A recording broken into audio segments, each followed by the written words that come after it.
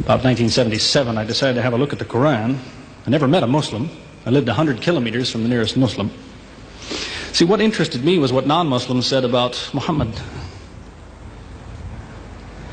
There are books and books written about Muhammad that tell you, one thing we know for sure about this man, he had an outside source of information.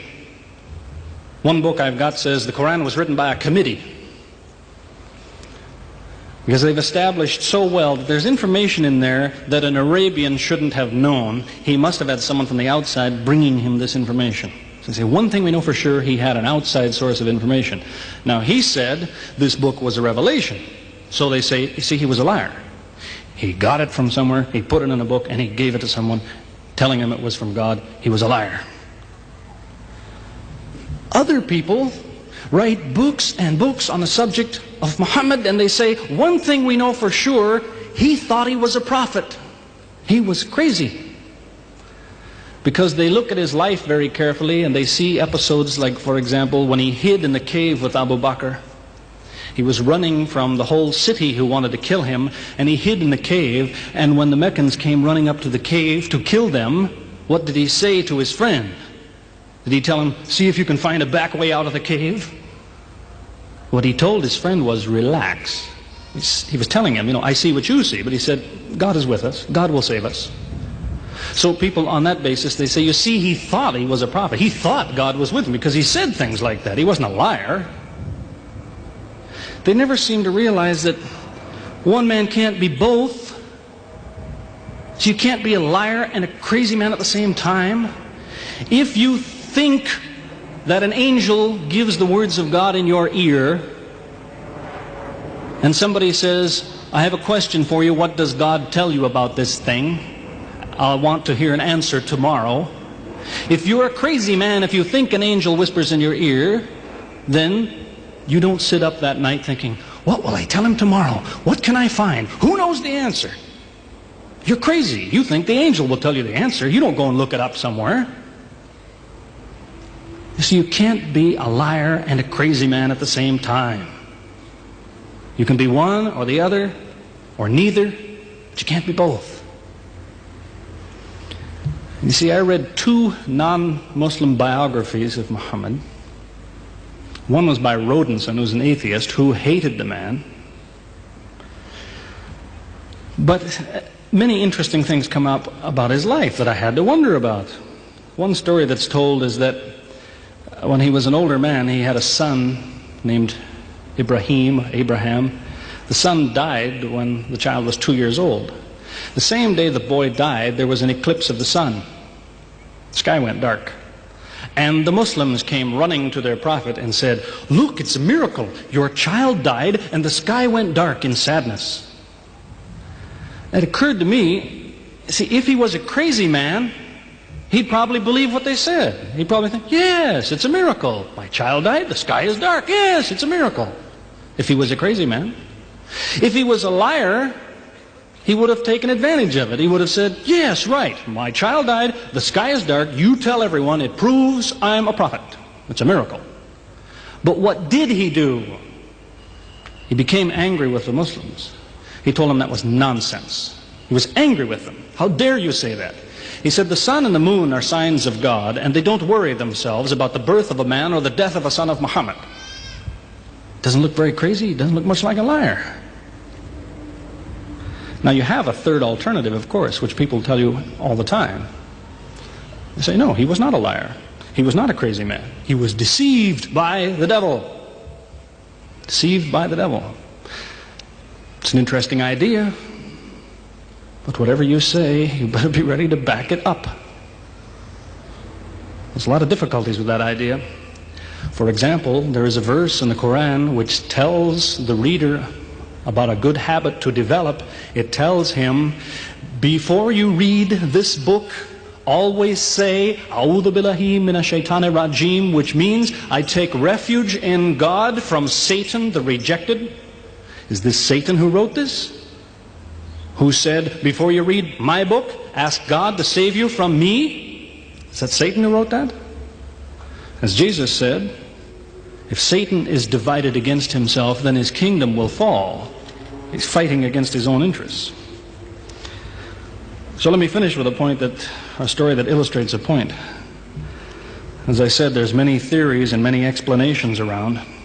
Many explanations. But an explanation, something somebody tells you, is just so much air coming out of his mouth unless he has proof and unless he offers you something that you can use to falsify it. You see, there's many theories of how do the planets go around the sun and how do the stars burn and all the rest of it. Many theories. Most of them are just so much wind. Scientists pay no attention to them because they don't contain something that could be checked to prove it false. You see, Einstein was considered an intelligent man because when he offered his theory in 1905 and again in 1915, he didn't just offer a theory, he said, here's 3 ways to prove I'm wrong. Now it's worth listening to. He's told me, here's 3 different things you can do. If you can do this, I'm wrong. Here you are. Is there anything like that in Christianity? Has the Christian ever said, you want to prove I'm wrong? All you have to do is this. Has he ever done that? The Quran is filled with that kind of thing. Filled with it. Saying, you want to prove this book is wrong? Do this. Prove it. Go ahead. Do it. Filled with that kind of thing.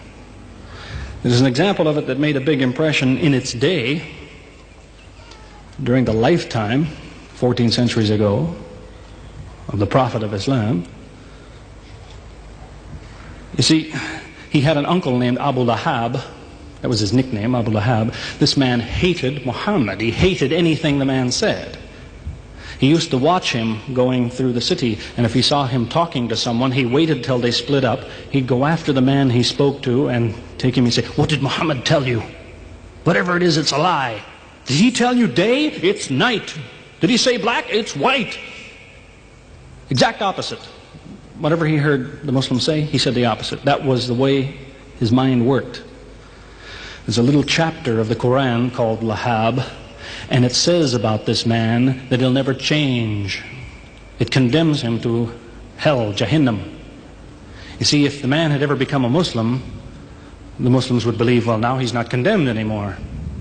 You see, for 10 years before Abu Lahab died, that was a part of the Quran. And the Muslims could come to Abu Lahab and say, do you know, it's been revealed to us in our book that you will never be a Muslim. God says you will never be a Muslim. For 10 years they told him that. All he had to do was say, well, your book is wrong. I want to be a Muslim. What do you think of your book now? That's all he had to do. He had 10 years to think about it. And that's the way he was. See, if somebody is your enemy, you don't come to him and say, you want to prove I'm wrong? Here, say this. Come on, say it. If all you have to do is say the words and I'm wrong, you finish me. He never did it. See, this is one of many cases of something that was offered that could have been falsifiable. So it was. As I say, in 1978, after, how long would that be? 15 years of arguing with church authorities, one place or another, I got the idea. I'm going to argue with some other people. I'm going to read the Quran, see how much of it is any good, pick out the true, pick out the false.